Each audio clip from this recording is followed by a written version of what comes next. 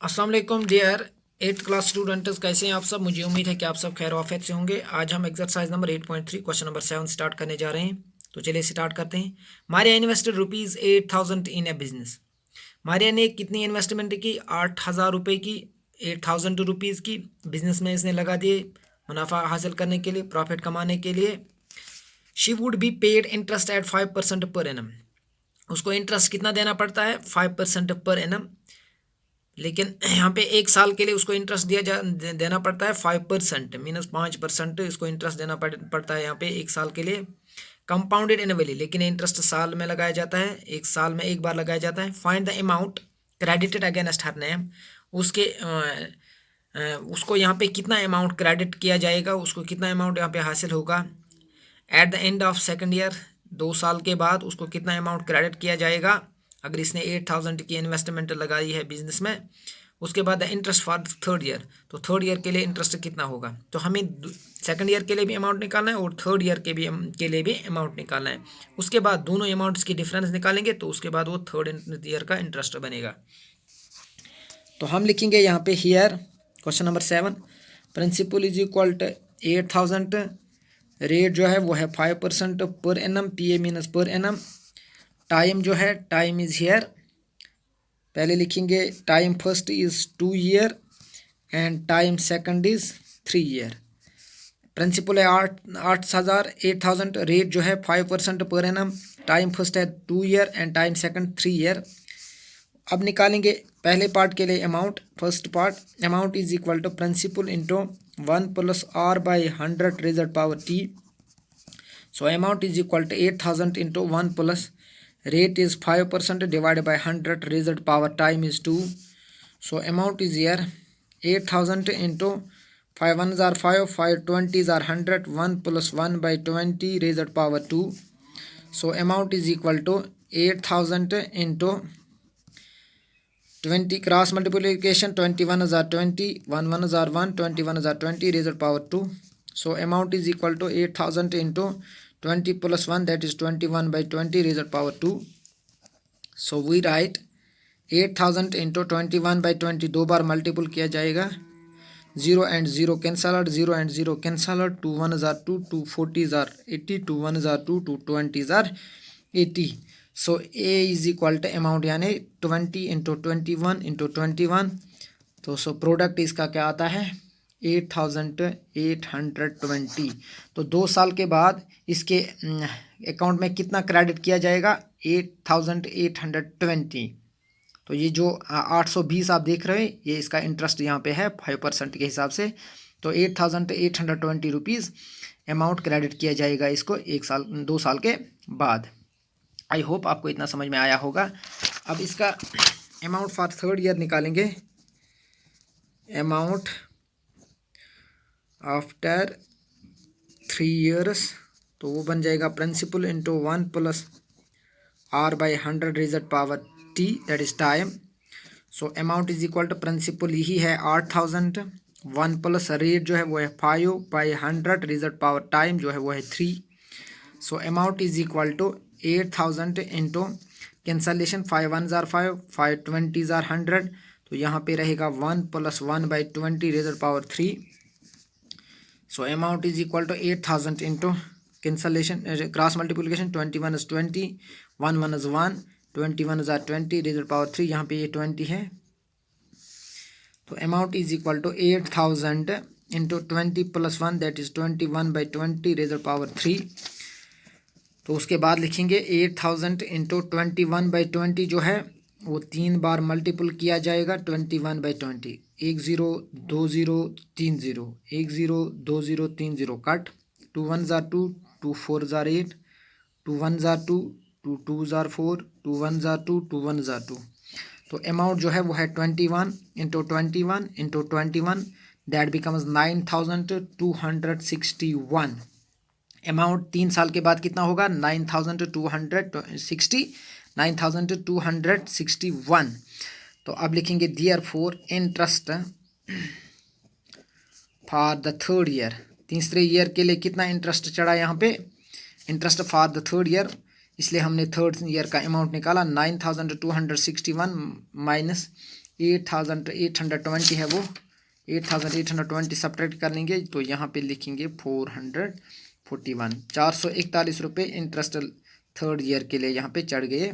तो interest for third year क्या बनेगा, थर्ड ईयर का अमाउंट जो है उसको सब्ट्रैक्ट, इसको से सब्ट्रैक्ट क्या करेंगे सेकंड ईयर का जो अमाउंट, तो 9261 माइनस 8820 दैट बिकम्स 441, तो इसका आंसर 441 है। उसके बाद अब क्वेश्चन नंबर 8 को देखते हैं। Question number 8, find the amount and the compound interest. आपको अमाउंट भी निकालना है और कंपाउंड इंटरेस्ट भी निकालना है ऑन ₹10,000। तो प्रिंसिपल हमारे पास क्या है 10,000 है और टाइम जो है that is 1 year and 6 month, that is 1 base 1/2 year, 1 year and 1.5 year. Time जो है वो है 1.5 year, 1 year and 6 months at 10% per annum. जो इंटरेस्ट की रेट है वो क्या है 10%, कंपाउंडेड हाफ ईयरली। लेकिन यहाँ पे इंटरेस्ट क्या है कंपाउंडेड हाफ ईयरली मीनस कि साल में 2 बार इंटरेस्ट लगाया जाता है, 6 महीने के बाद इंटरेस्ट लगाया जाता है। Would this interest be more than, क्या ये जो इंटरेस्ट है 6 महीने के बाद जो इंटरेस्ट लगाया जाएगा क्या ये ज़्यादा होगा किस इंटरेस्ट से, then the interest he would get if it was compounded annually. क्या 6 महीने का इंटरेस्ट ज़्यादा होगा उस इंटरेस्ट से जो साल में एक बार लगाया जाएगा। तो हमें यहाँ पे अमाउंट निकालना है कंपाउंडेड हाफ ईयरली के लिए भी और कंपाउंडेड एनुअली के लिए भी अमाउंट निकालना है, फिर उसके बाद डिफरेंस निकालने हैं। तो हम लिखेंगे हियर प्रिंसिपल जो है वो है 10,000, रेट जो है वो है 10% पर एनम। अगर रेट 10% है पूरे साल के लिए तो R for half year, R minus rate for half year क्या होगी 5%, क्योंकि इसको डिवाइड होगा 2 से, तो रेट फॉर हाफ ईयर क्या बनेगी 5%। टाइम जो है वो है 1.5 साल, 1.5 ईयर, 1.5 साल जो टाइम है, और 1.5 साल टाइम जो है वो 3 हाफ ईयर्स के बराबर है, 3 हाफ ईयर्स के बराबर है। तो अब निकालेंगे पहला पार्ट, जब इंटरेस्ट हाफ ईयरली लगाया जाता है तो अमाउंट निकालेंगे, amount is equal to principal into R by 100 raise power T. So amount जो है वो है 10,000 इंटू 1 प्लस रेट जो है वो है 5 डिवाइडेड बाई 100, और 1.5 साल में कितने हाफ ईयर्स होते हैं 3। तो amount is equal to 10,000 into 1 plus cancellation 5 1 ज़ार 5, 5 20 ज़ार 100, 1 plus 1/20 raise power 3। So amount is equal to 10,000 into cross 21 is 20, 1 is 1, 21 is 20 raised to power 3.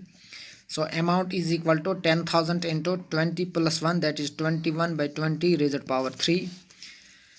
So amount जो है that is 10,000 into 21/20 जो है वो 3 बार मल्टीपल हम देंगे 21/20, 1 0 2 0 3 0, 1 0 2 0 3 0 कट, 2 1 ज़ार 2, 2 5 ज़ार 10। तो अमाउंट जो है वो है 5 into 21 into 21 into 21 divided by 2 2 tsar 4।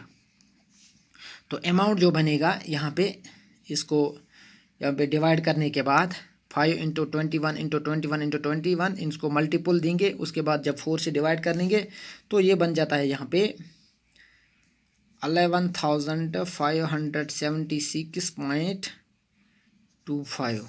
Amount जो बन गया यहाँ पे 11,576.25, इसका जो अमाउंट डिवाइडेड बाई 4 कर लेंगे तो 11,000, आप खुद भी कर सकते हो 11,576.25। अब सिंपली यहाँ पे कंपाउंड इंटरेस्ट निकालेंगे तो कंपाउंड इंटरेस्ट बराबर होता है अमाउंट माइनस प्रिंसिपल।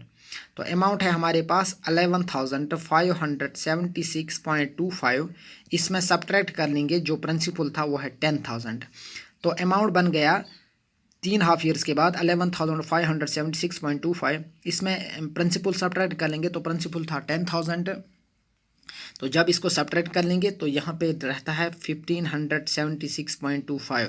तो हमारा कंपाउंड इंटरेस्ट, जब इंटरेस्ट हाफ ईयरली लगाया जाता था तो हमारा कंपाउंड इंटरेस्ट क्या बना 1,576.25, 1,576.25 ये हमारा कंपाउंड इंटरेस्ट बनता है जब इंटरेस्ट हाफ ईयरली लगाया जाता था। तो आई होप आपको इतना समझ में आया होगा।